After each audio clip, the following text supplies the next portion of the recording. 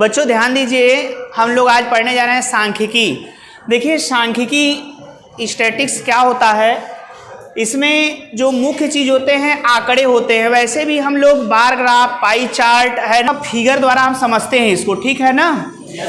यहाँ पे सांख्यिकी को के अंतर्गत जो हमें पढ़ना है, इसमें हम आपको पढ़ाने जा रहे हैं केंद्रीय प्रवृत्ति माप से संबंधित, ठीक है ना। ये केंद्रीय प्रवृत्ति होता क्या है, समूह के मध्य या उसके आसपास की संख्या, कोई समूह दे देगा, कोई डाटा, कोई आंकड़े दे देगा और उसके आसपास की संख्या को अथवा या तो उसके मध्य में उसका केंद्रीय प्रवृत्ति दिया होगा, जिसको हमें निकालना होता है। केंद्रीय प्रवृत्ति की माप कैसे ज्ञात की जाती है, देखिए एक समांतर माध्य है, माध्यिका है और बहुलक है। ये तीन मुख्य हैं सांख्यिकी में। ये तीन ऐसे चीज हैं जिसको आपको समझना अति आवश्यक है। ये देंगे कोई भी आंकड़ा डेटा दिया रहेगा तो उसको क्या किया जाएगा, सबसे पहले बच्चों उसको हम लोग बनाएंगे आरोही क्रम में। क्या करेंगे, आरोही क्रम में। हाँ, आरोही क्रम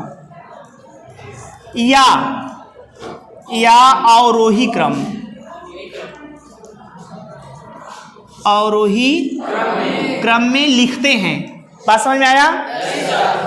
आरोही क्रम का मतलब होता है क्या, बढ़ते हुए, और अवरोही क्रम का मतलब होता है घटते हुए। बढ़ने का तात्पर्य यह है कि जैसे पहले छोटा, फिर उससे बड़ा, फिर उससे बड़ा, फिर उससे बड़ा, फिर उससे बड़ा, फिर ऐसे हम समझते हैं ना, ऐसे किसी भी डाटा को अरेंज करते हैं। तो ये हो गया आपका बढ़ते हुए क्रम में, ठीक। और घटते हुए क्रम की हम बात करें तो जैसे देखिए यहाँ से पहले बड़ा, फिर उससे छोटा, फिर उससे छोटा, फिर उससे छोटा, ऐसे करके हम ऐसे डाटा को अरेंज कर देते हैं, ठीक है बच्चों। इस प्रकार से सही है ना। इसको हम लोग लिखते हैं घटते क्रम में, घटते क्रम में, और इसे लिखते हैं बढ़ते क्रम में, बढ़ते क्रम में। बात समझ में आ रहा है। फिर इसके बाद क्या करते हैं, इसके बाद हम उस डाटा को गिनते हैं, काउंट करते हैं। यदि हमको काउंट करने पर, गिनने पर पता चलता है कि यदि संख्या हमारा n बराबर क्या हो, विषम, n बराबर क्या है, हाँ, n बराबर विषम हो, तो माध्यिका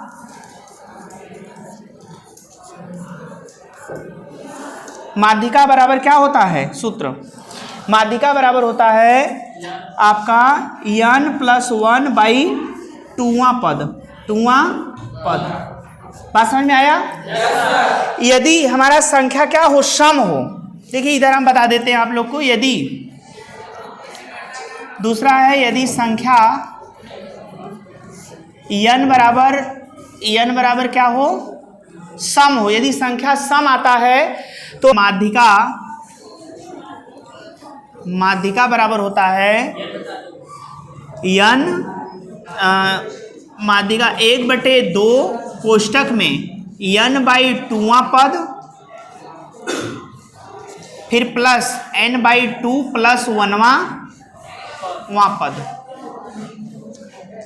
ठीक है ना, पद 1वां पद। इस प्रकार से हम फार्मूला लगा करके निकाल लेते हैं। ये तो हुआ माध्यिका निकालने का, ठीक है ना। चलिए अब इसके बाद हम लोग पढ़ेंगे समांतर माध्य कैसे निकाला जाता है, फिर उसके बाद बहुलक, ठीक है। एक एक एग्जाम्पल लेकर के समझेंगे, ठीक है बेटा। चलिए केंद्रीय प्रवृत्ति माप के अंतर्गत सबसे पहले हम लोग पढ़ेंगे समांतर माध्य क्या होता है, कैसे निकालेंगे, ठीक है ना। देखिए नंबर 1 पहला है समांतर माध्य,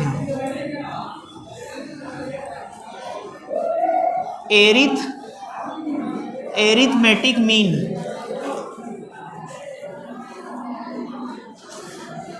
समांतर माध्य क्या होता है, समांतर माध्य बच्चों कोई आंकड़ा दिया रहता है तो सबसे पहले इसका फार्मूला होता है माध्य बराबर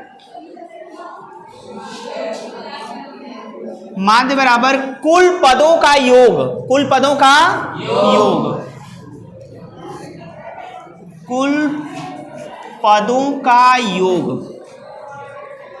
बटे करते हैं पदों की संख्या।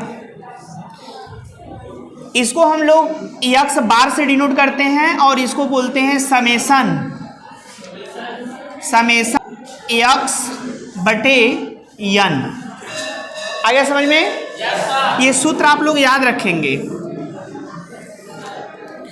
देखिए समांतर माध्य हो गया। अब दूसरा हम माध्यिका दूसरा देखते हैं। माध्यिका क्या है? माध्यिका भी आप देख चुके हैं ना। और तीसरा है बहुलक। तीसरा क्या है? बहुलक। माध्यिका के बाद माध्यिका आप लोग बता दिए हैं, समझ चुके हैं इसको। माध्यिका क्या है, माध्यिका कैसे निकालते हैं ये आप कर लेंगे, ठीक है ना। इसको बोलते हैं मीडियन, ठीक है। और तीसरा हमारा है बहुलक। बहुलक है कि किसी भी दिए हुए आंकड़े में, है ना, किसी घटना के अधिक से अधिक बार आने को ही क्या कहते हैं? बहुलक कहते हैं। यदि कोई भी आंकड़ा दिया है, जैसे मान लीजिए एक एग्जाम्पल 5 6 7 7 2 5 3 5, यदि कोई ये आंकड़ा दिया हुआ है तो इसका बहुलक कैसे बताएंगे? इसका बहुलक क्या होगा? इसका बहुलक बताने के लिए देखेंगे कि सबसे ज्यादा मतलब अधिक बार कौन आया है, नंबर ऑफ टाइम्स। देखिए 5 3 बार आया है। कितने बार आया है? 3 टाइम्स ना। 3 टाइम्स आया है तो इसका बहुलक, इस दिए गए आंकड़े का बहुलक क्या होगा? 5 होगा। ये उत्तर आ जाएगा, आपको 5 मिल जाएगा आंसर। बात समझ में आया? यानी किसी दिए गए आंकड़े में बहुलक वो होता है जो सबसे अधिक बार आया रहता है। जिसका क्वेश्चन मेरा फर्स्ट है, पहला क्वेश्चन है समांतर माध्य पर आधारित है ना। देखिए एक आंकड़ा दिया गया है, आप लोग स्वयं बताइएगा। एक आंकड़ा दिया गया है 5 है, 2 है, 3 है, 11 है और 24 है। इसका समांतर माध्य क्या होगा? दिए गए आंकड़े का समांतर माध्य, ये आंकड़ा दिया गया है, इसका समांतर माध्य निकालना है। क्या निकालना है? समांतर माध्य। तो कैसे निकालेंगे? सबसे पहले हम लोग जानते हैं कि समांतर माध्य बराबर क्या होता है बच्चों? समांतर माध्य बराबर होता है कुल पदों का योग। कुल पदों का 5 + 2 + 3 + 11 + 24 बटे के कुल पदों की संख्या। कुल पदों की कितनी संख्या है? 5 है ना। देखिए कुल पद कितने हैं? 1 2 3 4 5 है ना। तो कुल पदों की संख्या लिख दिया मैंने। सबको जोड़ दीजिए, जोड़ के बताइए कितना आएगा। देखिए 5 2 7 3 10 10 20 1 21 और 21 20 41 41 4 45 45 बटे के 5 5 9 समांतर माध्य कितना आया? 9 आ गया। आया समझ में? तो इस प्रकार से हम लोग समांतर माध्य दिए गए आंकड़े का निकाल लेते हैं।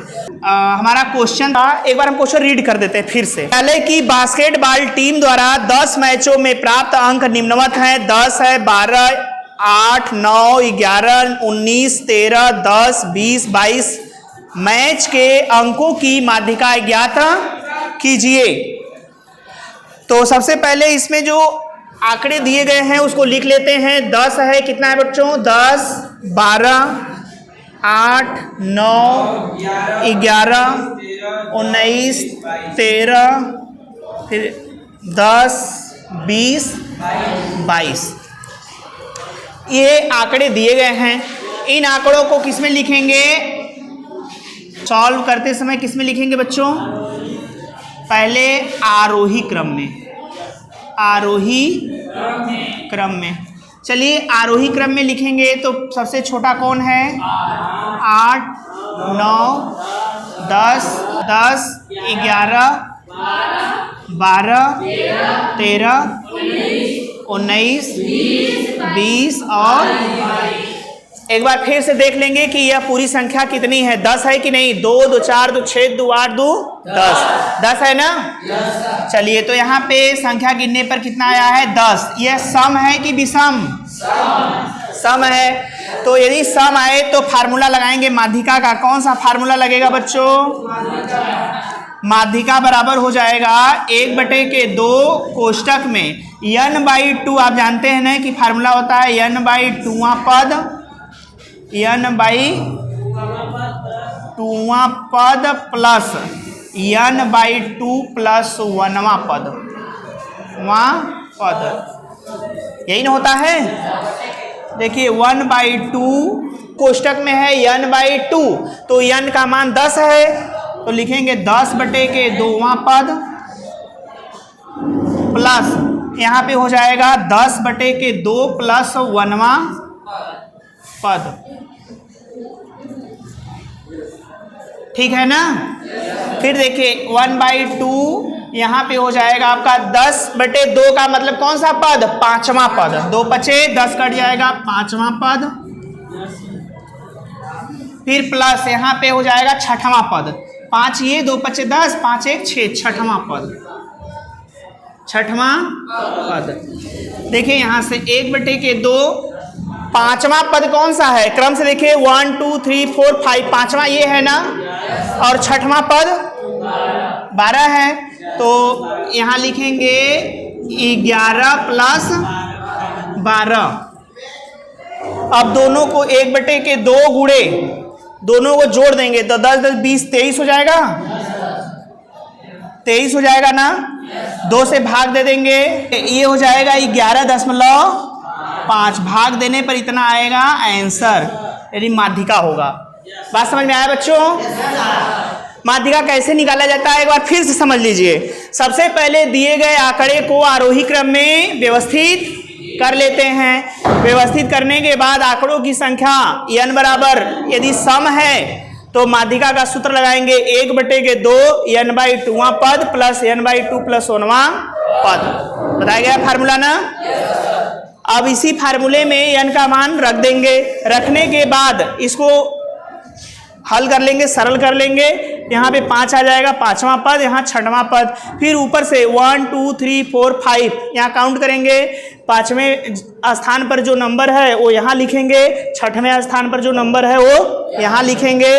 फिर 1/2 ये बाहर है कोष्टक के ना, कोष्टक के बाहर 1/2 है, तो ये हो जाएगा 1/2 गुणे यहाँ हो जाएगा, जोड़ देंगे तो 23, और भाग देंगे, डिवाइड कर देंगे तो 11.5 आ जाएगा। यही हमारा माध्यिका, यही हमारा आंसर है। तो तीनों बातें समझ गए आप लोग। समांतर माध्य कैसे निकालते हैं, माध्यिका कैसे निकालते हैं, और बहुलक कैसे निकालते हैं। आ गया समझ में। आगे ऐसे ही वीडियो हम लोग बनाते रहेंगे और ऐसे ही आप लोग सीखते रहेंगे। ठीक है, आज के लिए बस इतना ही। Thank you so much.